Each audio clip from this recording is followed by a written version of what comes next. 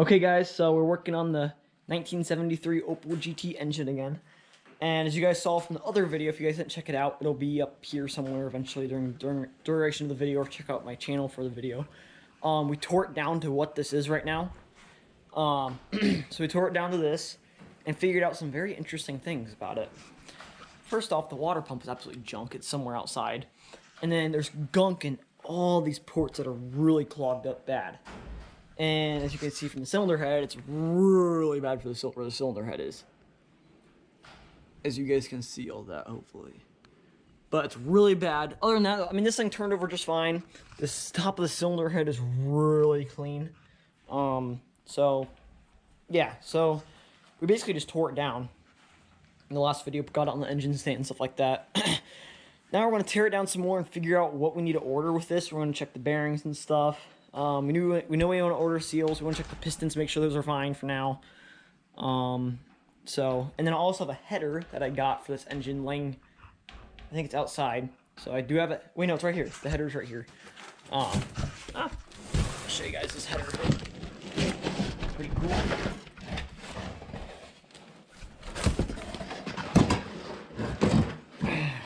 Opel GT header. I know you guys know I have one of my 69, which is right there. And so there it is. Looks pretty nice. Does have a ding somewhere, maybe over here. There's like a tiny little ding in it. That's fine, but it has been sitting for a while, so all I had to do is pay shipping on it, and it's really cool. So it'll look pretty sweet right there. Looking pretty cool already. So can't wait for that. Really excited for that.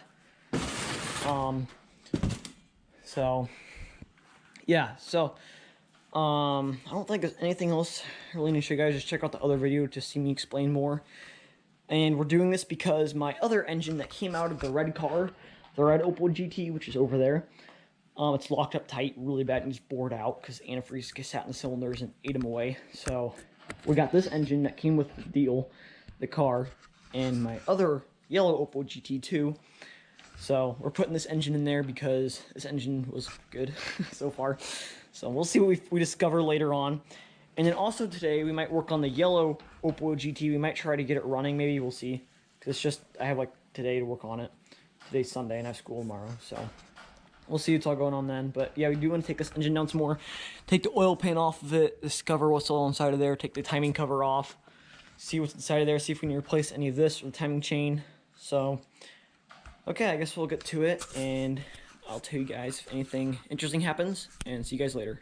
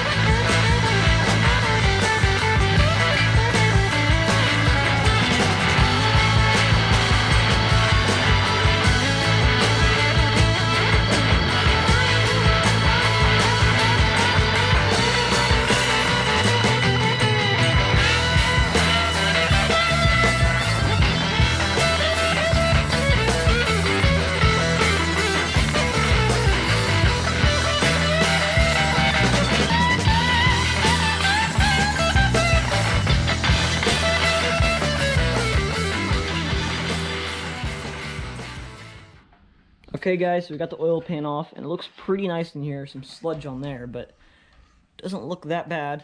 Nothing really worrying. But this is what's kind of worrying. Look at all that sludge in there. It's actually like legit thick. All that chunky stuff is sludge. That's wonderful. So yeah, it turns out you have to take the oil pan off to get the timing cover off, which we didn't know.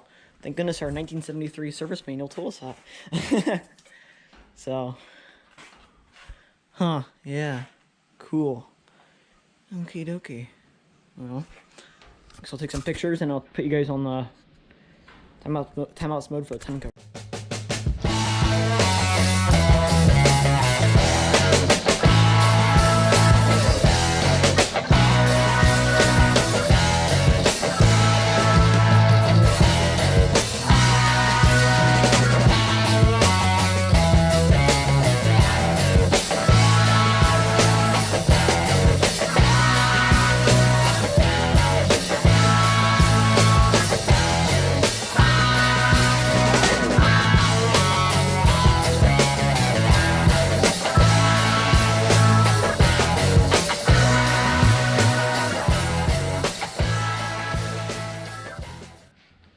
Okay guys, so we got it all off, and that gasket was definitely shot, so it doesn't look that bad in there.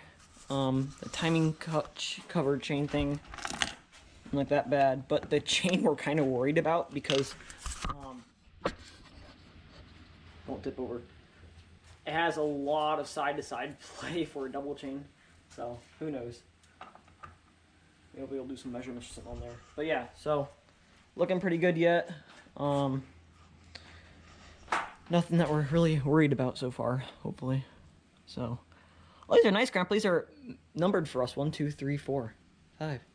Yeah. They're numbered. Are the rods numbered? Hey, this is green. What does that mean? There's a green number on here. I don't know. Huh. Interesting. Okay, I want to turn you guys off.